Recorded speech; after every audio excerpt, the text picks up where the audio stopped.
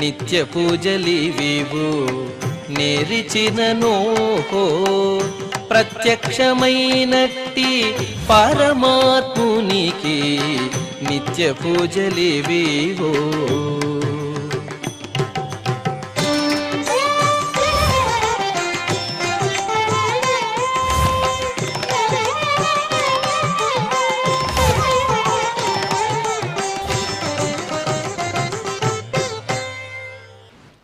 ఓం నమో వెంకటేశాయ.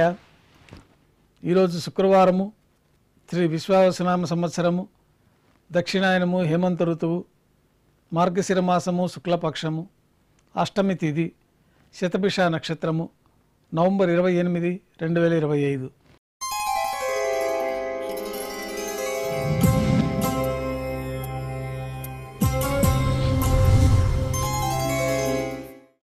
మాధ్యాహ్నిక ఆరాధనలో భాగంగా బంగారు పంచపాత్రలు శుద్ధి చేసుకొని దేవతామూర్తులకు ఉపచారాలు సమర్పించి తులసీదళములతో అష్టోత్తర శతనామాలతో అర్చన నిర్వహించి మాధ్యాహ్నిక నైవేద్యంలో భాగంగా అన్నప్రసాదాలు పన్యారాలు స్వామివారికి నైవేద్యంగా సమర్పించి అనంతరం భక్తులని సర్వదర్శనానికి అనుమతిస్తారు.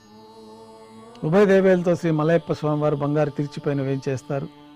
మేళతాళాలతో ఊరేగింపుగా విమాన ప్రదక్షిణంగా సంపంగి ప్రాకారంలో కల కళ్యాణ మండపానికి చేరుకుంటారు. కళ్యాణోత్సవం ప్రారంభమవుతుంది. పుణ్యాహవచనము, అంకురార్పణ, రక్షాబంధనము, అగ్నిప్రతిష్ఠ, స్వామివారికి అమ్మవార్లకి నూతన పట్టు వస్త్రాల సమర్పణ, మహాసంకల్ప పఠనం, స్వామివారికి మాంగళ్య పూజ, స్వామివారి తరఫున మాంగళ్యాలను అమ్మవారికి సమర్పణ. ఈ సందర్భంగా స్వామివారికి అమ్మవార్లకి కర్పూర నీరాజనము, విశేషమైన హోమాలతో పూర్ణాహుతి పూర్తయిన తర్వాత మాలా పరివర్తనం అనే వైదిక కార్యక్రమాన్ని నిర్వహించి ఉభయ దేవేరుల్ని శ్రీ మలయప్ప స్వామివారి చెంతకు చేర్పించి ఈ సందర్భంగా అక్షతారోపణం అనే వైదిక కార్యక్రమాన్ని నిర్వహించి కర్పూర నీరాజనము, నైవేద్యము, తిరిగి కర్పూర నీరాజనంతో కళ్యాణోత్సవం పూర్తి అవుతుంది. కళ్యాణోత్సవం భక్తుల దర్శనం అనంతరం ఉభయ దేవేరులతో శ్రీ మలయప్ప స్వామివారు ధ్వజస్తంభం వద్ద గల అద్దాల మండపానికి చేరుకుంటారు.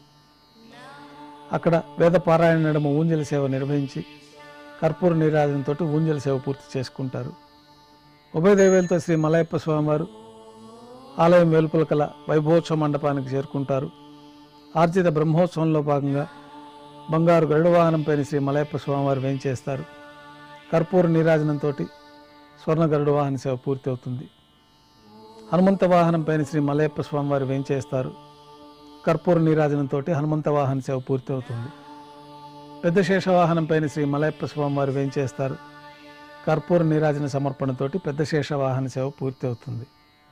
ఉభయ దేవేరులతో కలిపి శ్రీ మలయప్ప స్వామివారికి బంగారు తిరిచిపోయిన కర్పూర నీరాజన సమర్పణతో ఆర్జిత బ్రహ్మోత్సవం పూర్తి అవుతుంది.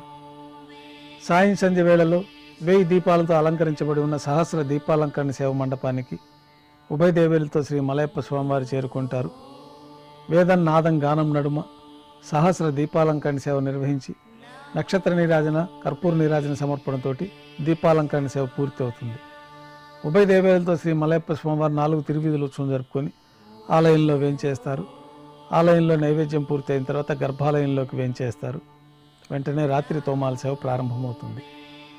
ఉదయం సమర్పించిన పుష్పమాలికలన్నీ సళ్లింపు చేసుకొని గర్భాలయాన్ని శుద్ధి చేసుకొని బంగారు పంచపాత్రలో శుద్ధతోయాన్ని నింపుకొని శ్రీ వైకానస భగవత్ శాస్త్రోక్తమైన విధానాలతో స్వామివారికి ఉత్సవమూర్తులకి ఉపచారాలు సమర్పించి కొత్త పుష్పమాలికలతో మూలమూర్తికి ఉత్సవమూర్తులకి అలంకరణ జరిపి చతుర్వేద మంత్రాలతో మంత్రపుష్పాన్ని సమర్పించి నక్షత్ర నీరాజనము, కర్పూర నీరాజనంతో రాత్రి తోమాల సేవ పూర్తి అవుతుంది. తులసీదళములతో అష్టోత్తర శతనామార్చన నిర్వహించి రాత్రి నైవేద్యంలో భాగంగా అన్నప్రసాదాలు, పన్యారాలు, దోశ నైవేద్యంగా సమర్పించి తిరువీస నైవేద్యం పూర్తి అయిన తర్వాత భక్తులని సర్వదర్శనానికి అనుమతిస్తారు.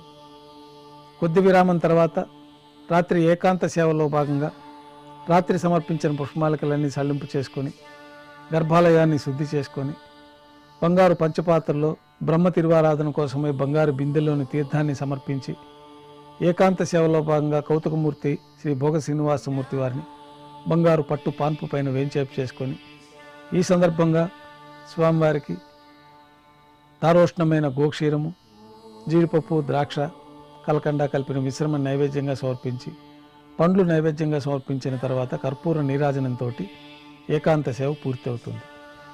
ఓం నమో వెంకటేశాయ.